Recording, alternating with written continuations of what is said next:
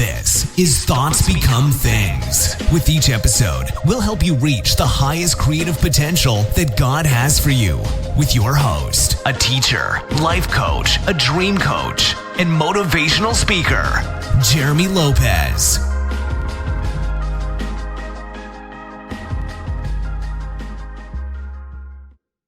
Hello again, everyone, and welcome to another exciting podcast of Thoughts Become Things. I'm Jeremy Lopez, and so glad and honored to be with each and every one of you today. Today is an amazing day, magnificent day. I'm looking forward to being with each one of you today on this podcast. And here we are, folks. Like, we're getting ready for Thanksgiving. Who would have ever thought we would just start off? I remember it was January 2nd, and then all of a sudden it's like in November. You know, who would ever thought Thanksgiving would be here so soon? So quickly, and so time flies when you're having fun, for sure. I'm excited about that. I'm excited for the holidays this hour. I really am. I think this season we're going to have a great holiday season. I believe you and your family and your friends will as well. I'm looking forward to it. So definitely. So by the way, for those of you on our streaming services, welcome to Thoughts Become Things here. I'm glad you guys joined us today, and we have our listeners actually coming from the live video from our YouTube as well as I record my podcast today. And I was telling my YouTubers earlier about the book for the month of November, which is Destroying Debt Forever. It comes with that and a study guide, and I was sharing with them that actually we have sold so many of these from people in the Book of the Month program. People are signing up every day now because they want this book so bad to get out of debt, and because the book actually includes strategies of what to do. You know, very few books out there actually gives you a strategy to tell you what to do. So you definitely want to make sure you're getting the series, the combo, Destroying Debt Forever from Identity Network. So, and by the way, I'm excited for you guys today because, you know, some people have been asking me recently, can you help us out with staying focused? You know, the American way of life is amazing, but it's very fast-paced. It's very westernized. It's very, things thrown at you, politically, media-wise, commercials, movies. I mean, you can't even go to watch a movie at the theater now without seeing 5,000 advertisements, right, of other movies, You get commercials, in fact, how many of you ever noticed that when you're watching, let's say, Netflix, Hulu, Disney, Paramount, whichever ones you watch, HBO Max, whatever it is you're watching, have you ever noticed where if the ones that you watch that, let's say, that do have the commercials, or even just regular TV, your local stations, have you ever noticed where every single commercial is about drugs? Every single commercial is about, if you struggle with heart disease, diabetes, eye problems, ear problems, your foot's falling off, I mean, it's, your lungs are collapsing. I mean, take this. And then it's like every commercial is a medication for something. And sometimes it's needed for some people. But if you ever notice, we always laugh at this, my friends and I do, where it's like, take this to have a better heart.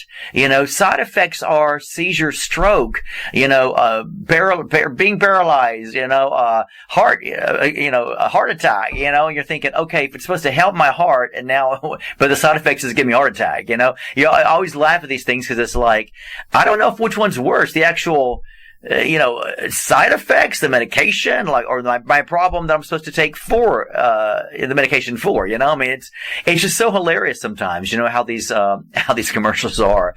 I like it, I saw one the other day that talks about, if you got the flu, now we have this out, it'll help you get over the flu quicker. And the side effects were seizure. The side effects were stroke. The side effects were, could damage the liver. And I'm sort of going, I'll stick with the flu, thank you. You know what I mean? It's like, I don't know which one's worse. Which ones do I want? But anyway, but it's, advertisement commercials are crazy. So my point being with all that is this: there are so many distractions nowadays within reality of our lives every day.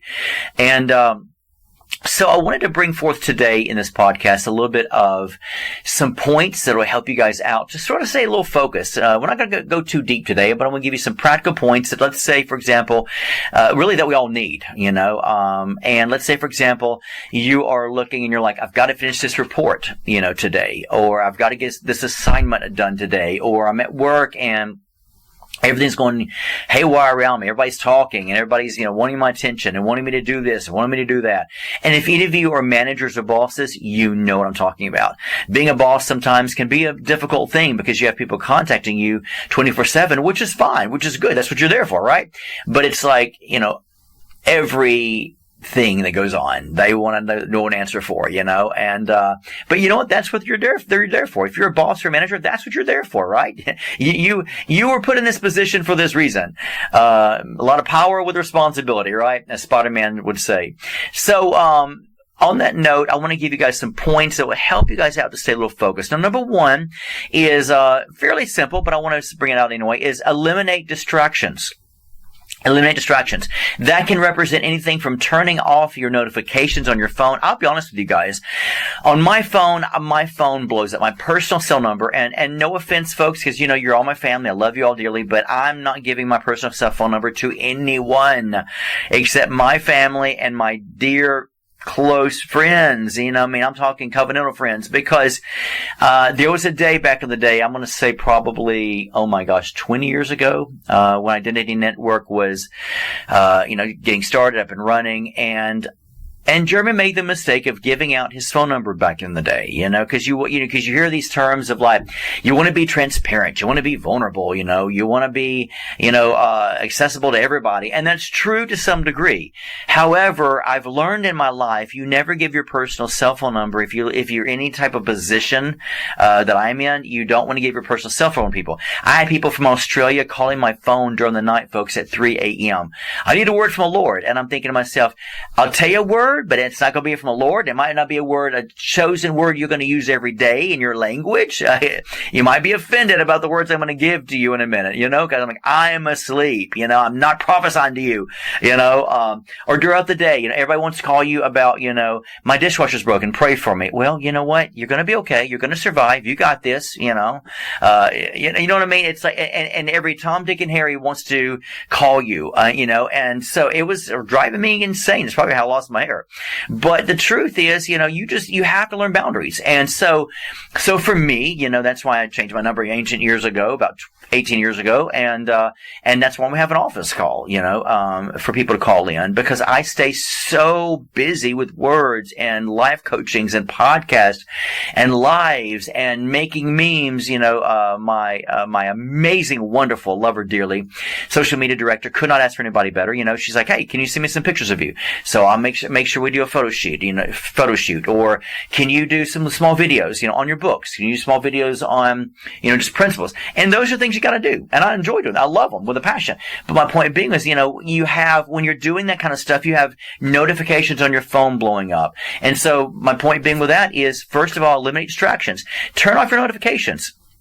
I have Instagram, Snapchat, Facebook, don't have Twitter anymore. Let's see here. What else do I have? I think that's pretty much it. WhatsApp for certain things for my family.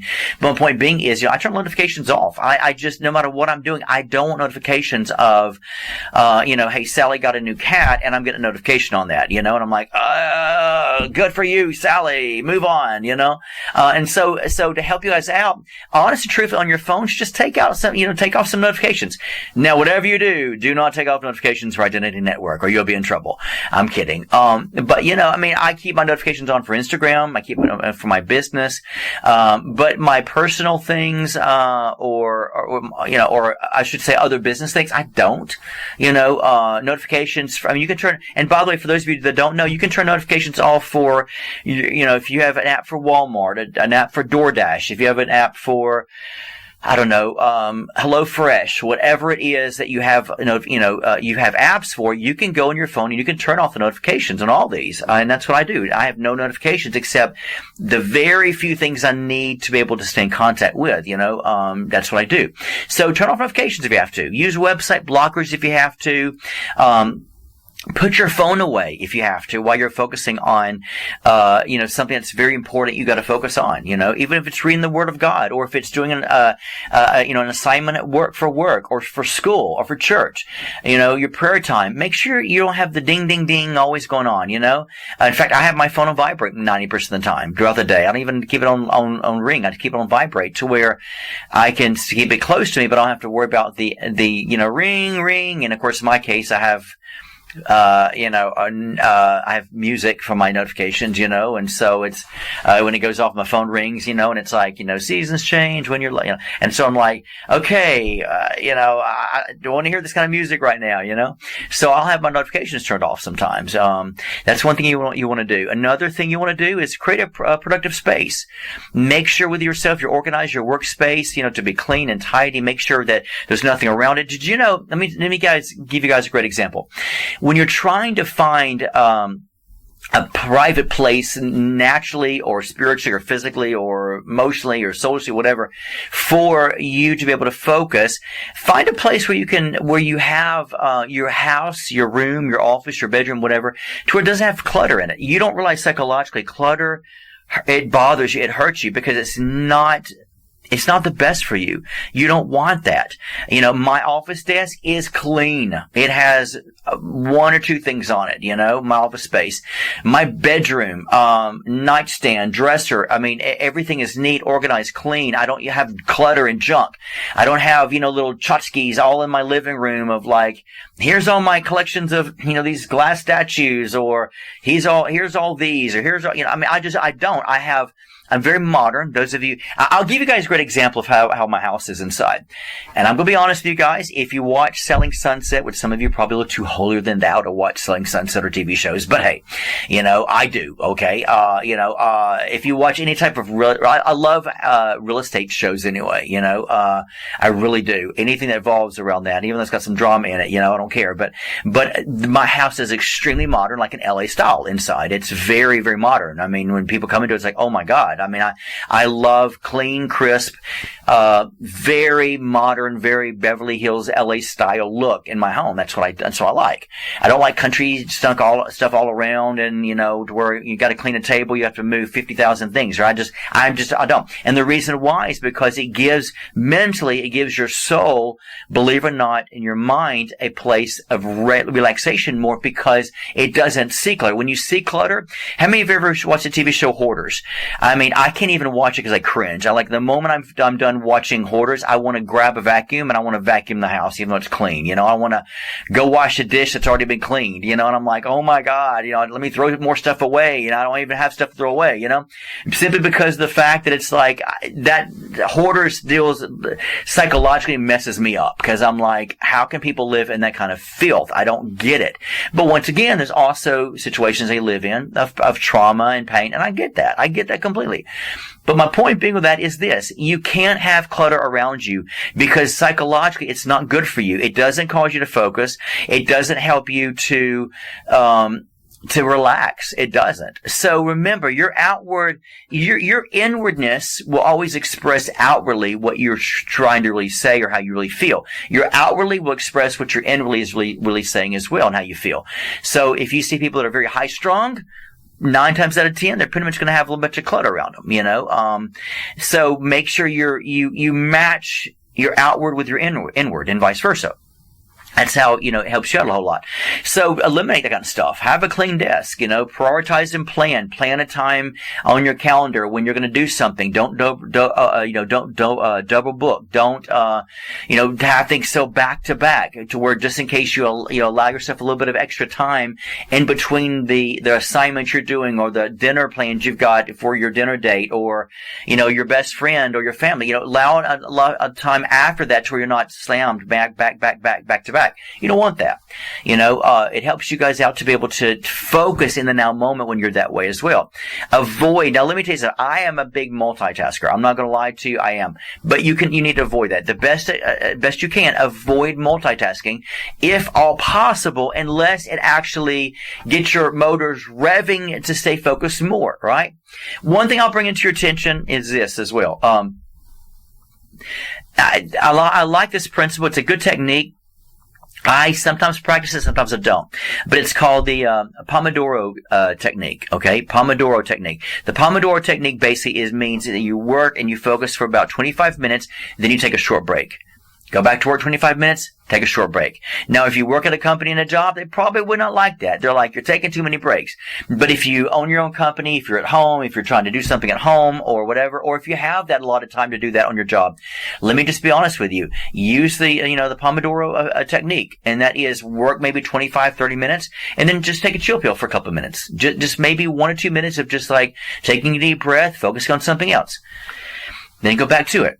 You want to be able to stay focused. And sometimes it's better for people to focus and then pull away, go back to it, pull away, go back to it. Okay. And once again, that's called the, Pomodoro technique, okay? It's very good. You can look it up if you want to. It'll help you guys out a whole lot. Set allotted times and block off other times in case you go over with your time. Another one I definitely recommend for you guys. But these are techniques I really wanted to bring out to all of you guys today because it's very important you understand a little bit more of how to focus and how to train yourself to do that. You know, once again, you overbook, you book back to back. Trust me, you will not be present at all in any of those meetings you have that day because you're always thinking, my time. I got another appointment. Try to have at least, if at all possible, an hour in between your appointments. That way you're saying, you know what, I don't have to stay focused. Look at my watch so much because I know that if I'm 5, 10, 15, 20 minutes late, no problem. I've got some extra time. You know, that way you're not constantly saying, oh, I got to leave right at this moment, you know. And so that's what you want to do. Now, I'll give you guys a good example. There are, for those of you who do the life coaching sessions with me, I'll be honest with you. We do book back to back, but I have a certain allotted time between appointments. Now, those allotted times between my appointments because I'm booked solid all day long, allows me, about 15 minutes. Now I'll be honest with you guys. I don't allow that 15 minutes for, meaning that if we go over, you know, very rarely, but that's not for that. That's not for you. That 15 minutes is for me respecting the next client. Just like I respect you to take that 15 minutes for me to sit down, chill, relax, pray, get my mind clear to get ready for the next appointment, right? It's not for you to take advantage of that and say, well, you got a few minutes. How would you feel if somebody did that to you? You know? And then I come into the session, I'm like, I'm sorry, what was your name again? What was the question? Is that fair to you? No. So treat others as you would want to be treated, right? Honor and respect people's times. When it's your time up, don't say that I got 2 or 3 more things, you know, because now if I have time, I'll be honest and say, sure, I got time for one more. But you got to think for a moment that people's time is precious and it's valuable and it's respect for the people coming after you. So when you do an assignment, make sure you have some time that you're allotting to be able to say, you know what, an emergency should come up. Not being negative. Something could come up after that. You know, I want to make sure that I'm focusing fully on this. That way, if I know that people are respecting my time, I can give you full quality. I can be mental with you. I can be spiritual with you, and I can be physical with you. I can, you know what I mean? Like, in other words, I can be all there with you on the phone. Right? And I don't have to worry about the time. And so you're getting more of me when you respect my time versus when you don't. And then I know that about you. The next time I talk to you, it'll be like, oh my God, he or she's going to keep me over. And so you're not going to get the fullness of who I am. Right? And that would be the same for all of you. So you want to be able to make sure you are focused with boundaries. You've got your notifications off. You have allotted yourself extra time to be able to sit and still, knowing that your next appointment or next meeting, you'll be fully present, right? And so that's what you want to do. So let all these today help you guys out to stay focused on what God has for you in your life. There's nothing better in life than having a reality set with boundaries and ideas and I'll automatically know what's going on, automatically know how it's going to happen, automatically know, you know, the time and the season of when it's going to start, when it's going to finish. Get yourself ready. Prepare yourself to that way you're able to be present with that person and be present with your assignment, be present with the homework you've got to do. And trust me, every time you'll make a natural or a spiritual A+. Because anytime you're fully present and you're aware, you're alive. When I'm aware in my moment, I am fully alive and I can hear God better when I'm able to have that time to say, it is your time now. Let's talk. Right? See what I'm saying? And you want to respect that about you. If you respect other people's times, like your boss or your employees or whatever, employers, if you respect their time, they'll respect yours, and they will help you to make sure, believe it or not, that you have the time you need. They might not come to you and say that, but they will, because mentally they know that you have entrusted them by respecting them with your time, and their time was precious, and they're going to give you the same thing. You will reap what you sow, right? You will reap what you sow. So remember that today. Because all of you this season, we got to stay focused on what God has for us. We got to go from glory to glory, from faith to faith. We got to focus on our giftings, our callings, our talents. And like the kingdom of God says, focus on the kingdom. Seek ye first the kingdom of God and his righteousness. And then all these other things will be added to you. You won't have to worry about everything else if you know the protocol of the kingdom and you respect that protocol, but you also respect it enough to give the same protocol and honor and respect to other people on this planet as well. All right? So remember that today. I really hope and pray all this blessed you guys out. You guys are so phenomenal, so awesome. I truly mean that from the bottom of my heart, and I just so praise God for each one of you so much. I really do. So I hope you have a great hump day, being Wednesday today. Hope you have the rest of the week really good. Don't forget, thoughts do become things. Make sure you're always thinking positive. You're thinking from God's word. You're thinking with strategies. You're thinking with wisdom. Don't think on the devil. You know, I got to think strategies against the devil. Well, do you really want to attract that in your life? No. I want to attract things that are positive and good and praiseworthy and of good report. So what I focus on these things, right? So I have to be reminded sometimes there is a devil, because I don't focus on that kind of stuff. I don't focus on junk. I focus on the solution. Don't focus on the problem. You focus on the answer, folks. Remember that. If the enemy is your problem, then guess what? Do you want more of the same problem? No. You focus on the solution. You focus on the answer. Christ said he is the answer. He is the way, the truth, and life. So focus on what you want, not on what you don't want. All right? Remember that today. It's very good that you understand that principle. So, with that said, today, thank you for joining me today on this podcast. And by the way, if you're joining me from the streaming services, from everything from iTunes, Spotify, all the other amazing TuneIn, all the other amazing streaming services, make sure you're giving a 5-star review. Make sure you're commenting. Make sure you are liking it, please, because we need that. The algorithms need that, and people need to see that you have testimonies coming out of yourself to where they will want to come and listen to me as well. All right? We have thousands and thousands of great, amazing listeners all across the globe. Help me spread the news, the good news of the gospel. All right? Love every one of you. Have a blessed day. And as we close today, we will close by saying what we always say, and that is this. If you don't like your day, I have great news for you. Change your thoughts and you will change your life. God bless you. This has been the Thoughts Become Things podcast with Jeremy Lopez, helping you reach your highest creative potential that God has for you. For more episodes, products, and information on Jeremy, visit www.identitynetwork.net.